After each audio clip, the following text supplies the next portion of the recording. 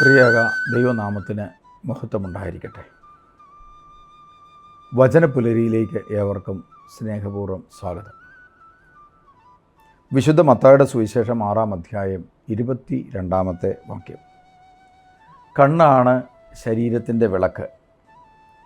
കണ്ണ് കുറ്റമറ്റതെങ്കിൽ ശരീരം മുഴുവനും പ്രകാശിക്കും. കണ്ണ് ദുഷ്ടമാണെങ്കിലോ ശരീരം മുഴുവനും ഇരുണ്ടുപോകും. സത്യത്തിൽ കണ്ണെന്ന് പറയുന്നത് ഓരോ വ്യക്തിയുടെയും ജീവിതത്തെ പ്രകാശിപ്പിക്കുന്നു തന്നെയാണ്. ഓരോ മനുഷ്യൻ്റെ ഉള്ളിൽ കാഴ്ചപ്പാടുകളുണ്ട്.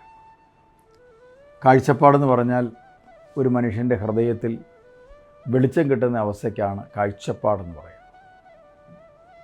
അപ്പോൾ മനുഷ്യൻ്റെ കാഴ്ചപ്പാടുകളും അവൻ്റെ ചിന്താഗതിയും എത്രമാത്രം നന്മയോട് ചേർന്നിരിക്കുന്നു, ക്രിസ്തുവിൻ്റെ സ്വഭാവത്തോട് ചേർന്നിരിക്കുന്നു, അത്രമാത്രം അവൻ്റെ ശരീരം വിശുദ്ധമായിരിക്കും.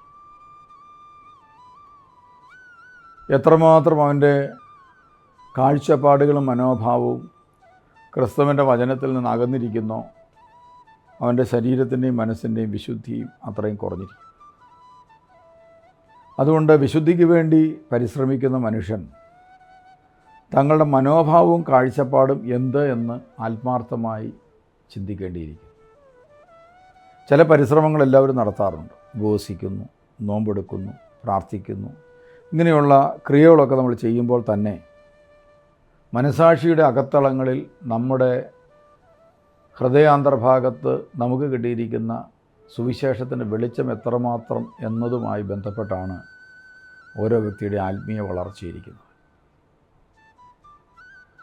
അതുകൊണ്ടാണ് കർത്താവ് പറഞ്ഞത്, നിന്നിലെ പ്രകാശം അന്ധകാരമാണെങ്കിൽ അന്ധകാരം എത്രയോ വലുതാണ്. ക്രിസ്തുവിനെ അറിഞ്ഞവർക്ക് ലഭിച്ചിരിക്കുന്ന കാഴ്ചപ്പാടുകൾ തന്നെ സങ്കുചിതമാണെങ്കിൽ പിന്നെ നമുക്കെങ്ങനെയാണ് കൂടുതൽ വലിയ പ്രകാശത്തിലേക്ക് കടക്കാൻ സാധിക്കുക? അതുകൊണ്ട് നമ്മുടെ വ്യക്തിഗത ജീവിതത്തിലെ കാഴ്ചപ്പാടുകളും ഉൾക്കാഴ്ചകളും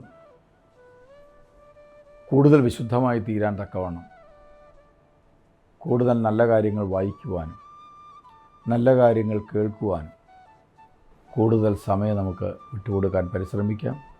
അതിനായി ദൈവം ഈ പ്രഭാതത്തിൽ നിങ്ങളെ അനുഗ്രഹിക്കട്ടെ എന്ന് പ്രാർത്ഥിക്കുന്നു.